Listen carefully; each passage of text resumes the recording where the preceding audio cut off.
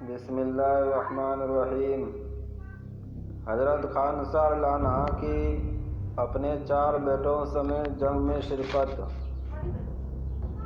حضرت خانسا رضی اللہ عنہ مشہور شاعرہ ہیں۔ اپنی قوم کے چند آدمیوں کے ساتھ مدینہ آ کر مسلمان ہوئی۔ ابن اسیر رحمۃ اللہ علیہ کہتے ہیں کہ اہل علم کا اس پر اتفاق ہے کہ کسی عورت نے ان سے بہتر شعر نہیں کہا، نہ ان سے پہلے نہ ان کے بعد۔ حضرت عمر رضی اللہ عنہ کے زمانہ خلافت میں 16 ہجری میں قادسیہ کی لڑائی ہوئی، جس میں خانسا رضی اللہ عنہ اپنے 4 بیٹوں سمیت شریک ہوئے۔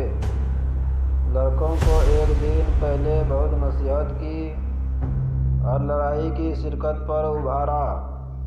کہنے لگی، میرے بیٹوں، تم اپنی خوشی سے مسلمان ہوئے ہو اور اپنی خوشی سے تم نے ہجرت کی۔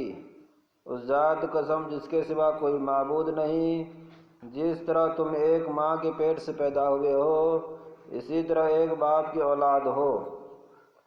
اس حدیث میں ایک صحابیہ حضرت خانسا رضی اللہ عنہ کے بارے میں ذکر کیا گیا ہے کہ یہ اپنے بیٹوں کو اللہ کے راستے میں بھیجنے کی ترغیب دے رہی ہے کہ میں نے نہ تمہارے باپ سے خیانت کی، نہ تمہارے ماموں کو رسوا کیا، نہ میں نے تمہاری شرافت میں کوئی دھبا لگایا، نہ تمہارے نسب کو خراب کیا۔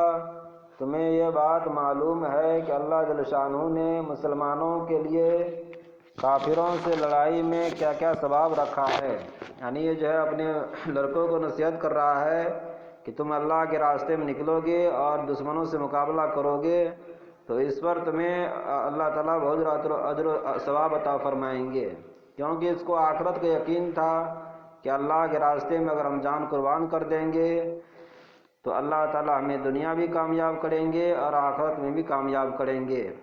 کہہ رہے ہیں تمہیں یہ بات بھی یاد رکھنا چاہیے کہ آخرت کی باقی رہنے والی زندگی اور دنیا کی فنا ہونے والی زندگی سے کہیں زیادہ بہتر ہے۔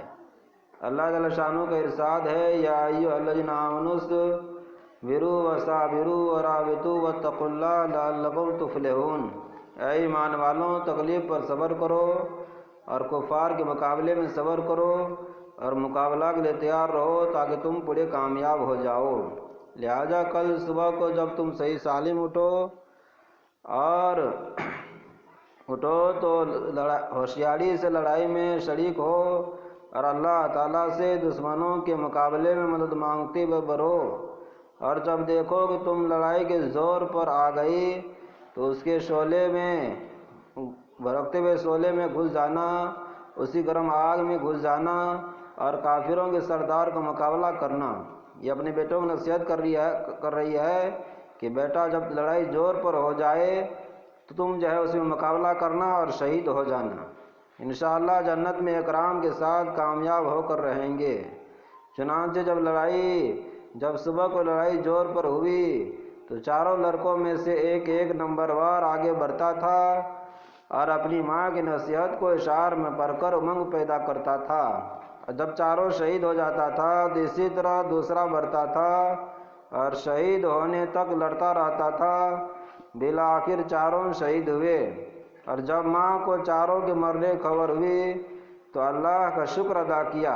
جب 4 بیٹا اللہ کے دین کے لیے قربان ہو گئے۔ آج کوئی عورت ایسا نہیں ہے کہ جو اپنے بیٹوں کو اللہ کے راستے میں بھیجے، وہ دنیا کے لیے بھیجتی ہے کہ اس کا آخرت کا یقین نہیں ہے، بلکہ صحابہ کرام کو آخرت کا یقین تھا کہ ہمارے بچے اللہ کے راستے میں جائیں گے تو اللہ بھی ہم سے بھی اللہ خوش ہوگا اور ہمیں بھی کامیاب کریں گے۔ تو اس کا 4 بیٹا اللہ کے دین کے لیے شہید ہو گیا، جان قربان کر دیا، اور جب خبر ملا ہے تو اللہ کا شکر ادا کر رہی ہے اور کہہ رہی ہے کہ میں اللہ سے امید کرتی ہوں کہ اس کے ساتھ میں بھی جنت میں جاؤں گی۔ کہہ رہے ہیں جس نے اس کی شہادت سے مجھے سر بخشا، مجھے اللہ کی ذات سے امید ہے کہ اس کی رحمت کے سائے میں ان 4 کے ساتھ میں بھی رہوں گی۔ فائدہ، ایسی بھی اللہ کی بندی مائیں ہوتی ہیں جو 4 نوجوان بیٹوں کو لڑائی کی تیزی اور زور میں گھس جانے کی ترغیب دے، اور جب 4 شہید ہو جائے اور سب ہی ایک ہی وقت میں سب کام آ جائے تو اللہ کا شکر ادا کرے۔ کیسی مائیں تھیں آج ہم اپنے بچوں کو جو ہے دنیا کے لیے ترغیب دیتے ہیں، لیکن یہ صحابیہ عورت جو ہے اپنے بیٹوں کو اللہ کے دین کے لیے ترغیب دے رہے تھے، کیونکہ اس کو یقین تھا کہ دنیا کی زندگی عارضی ہے، ختم ہونے والا زندگی ہے، اور آخرت کی زندگی لامحدود آنے والا ہے۔ جو اللہ کے دین کے لیے مجاہدہ کرے گا، قربانی کرے گا، نمازوں کا اہتمام کرے گا، تو اللہ تعالیٰ اسے دنیا بھی کامیاب کریں گے اور آخرت بھی کامیاب کریں گے۔ یہ صحابیہ عورت کو جو ہے جذبہ تھا، اس لیے چاروں بیٹا جو ہے اللہ کے دین کے لیے شہید ہو گیا۔